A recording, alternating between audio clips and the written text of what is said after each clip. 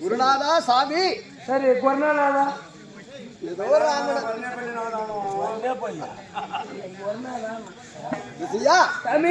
அப்படி இருந்தாலும் இந்த தெய்வம் போன்ற சபை நாடி வருகிற போது யார் இந்த நாட்டுக்கு சேர்ந்தவர், இவருடைய பேர் என்ன, அதெல்லாம் உங்களுக்கு தெரியுமா? என்ன சாமி தலைக்கு மேல ரோஸ் வச்சுக்கிறாங்க? எங்க மேல நான் வைக்கலையே, அது ஏதோ பூச்செடி போடுது, ஏதோ ஒரு ரோஜை இலை வந்து மொட்டு வந்துட்டுக்குது. சரி சாமி இருந்தாலும் சொல்கிறேன்ல. ஆமா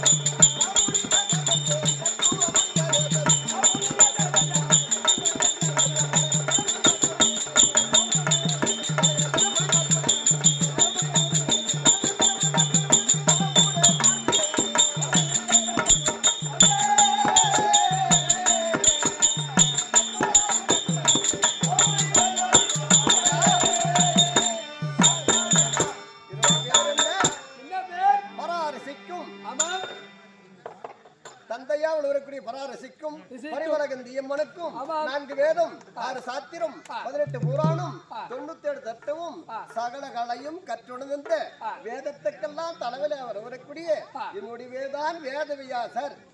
உங்களுக்கு வியாதி வந்தா எங்கன்னா கவர்மெண்ட் ஊர்ல ஹாஸ்பிட்டல் போய் ஊசி போடு சாமி. வியாதி இல்லடா, வேதவியாசர். வேறு வியாதி வியாசரா?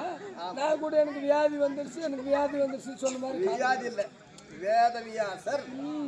அங்கேயும் வியாதி வந்துக்குது அவங்களுக்கும்.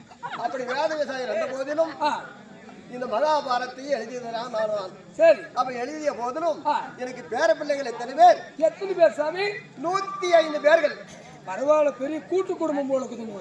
துரியோதனாதிகள் 100 பேர்கள், அவங்க 100, பாண்டவர் 5 பேர்கள், இந்த பக்கம் ஒரு 5. ஆமா, 105 பேருக்கு பேர பிள்ளைகள் இருந்தாலும் பாண்டவர் ஏதாவது ஒரு ஆபத்தா இருந்தாலும் வனத்திலே இருக்கிறார்கள். சூதாடிய காரணத்துக்காக இந்த நேரத்தில் என்னை நினைத்திருக்கிறார்கள். அந்த வனத்திலே சென்று அவங்களுக்கு தகுந்த ஆறுதல் சொல்வது. ஏதோ ஒரு ஆறுதல் சொல்லணும்னா 140 ரூபாய் கொடுத்து ஒண்ணு சொன்னா சரி. ஆமா, அதனால பரப்பலாமா? சொல்லு சொல்லு பாரு, எவ்வளவு ஒரு ஆறுதல்.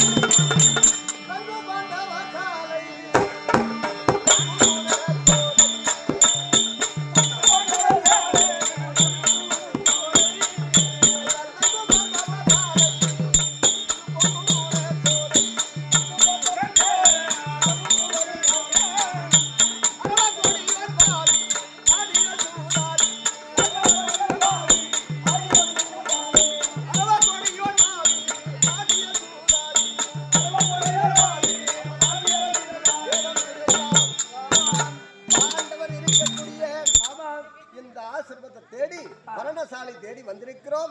பாண்டவர் 5 ராஜாக்கள் இருந்தால் வேதிவியாசர் வந்திருக்கிறார் அப்படின்னு தெரிவிக்க வேண்டும். வணக்கம்.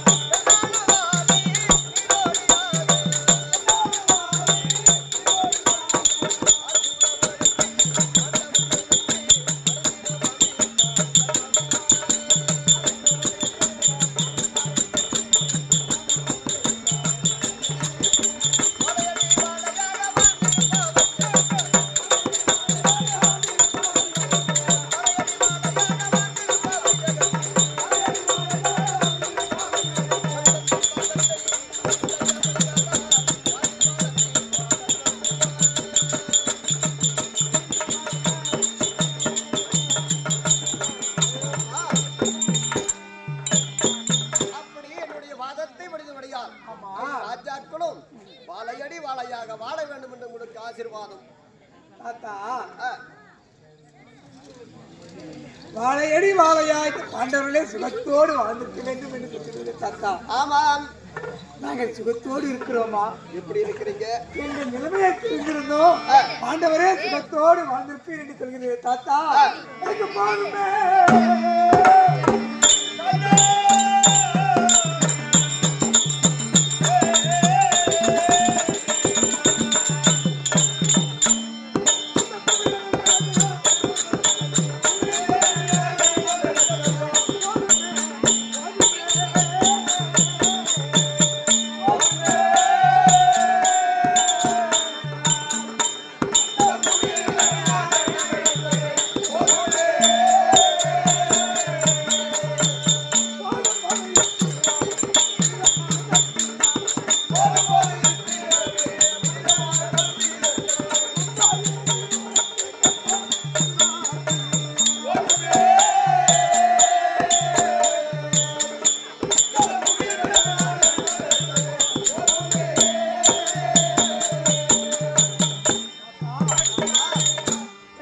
சுகத்தோடு வாழ்ந்தீர்களா தன்மா என்று சொல்கிறேன் தாத்தா. ஆமாம் என்று நான் சூதாடி நாடு விட்டு காடு வந்தேனோ ஆமாம் அன்று முதல் நான் என் தந்தையாருக்கு பாண்டு மகாராஜாவுக்கு பிள்ளையாக நான் பிறந்து நான் என்ன பாவத்தை செய்தேனோ தெரியாது கிடையாது. கிடையாது. இந்த காடகத்திலே வந்து என் தம்பிமார்களை பார்த்தாத்தா எப்படி அவ எப்படி இருக்கிறார்கள்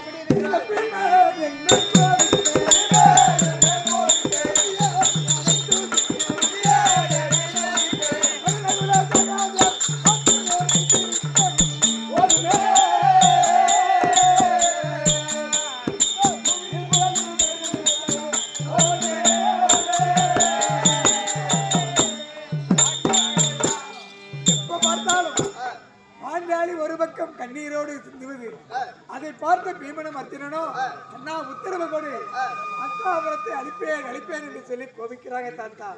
இந்த நிலைமையில என்ன சுகத்தோடு வாழ்ந்திருக்கேன் சரி, அப்படி உங்கள் வாக்கு பலிக்கட்டும். சரி நாங்கள் சுகத்தோடு வாழ்வா இருந்தாலும் தாத்தா அவனா காடு விட்டு வந்து இன்றோடு 10 ஆண்டுகள் ஆக போகிறது. 10 ஆண்டு ஆகிறது. இன்னும் 3 ஆண்டுகள் கழித்து நாங்கள் நாடு சென்றால் எனது தம்பி துரியோதனன் நாடு கொடுப்பானா? நாங்கள் சுகத்தோடு நாடே வாழ்வோமா?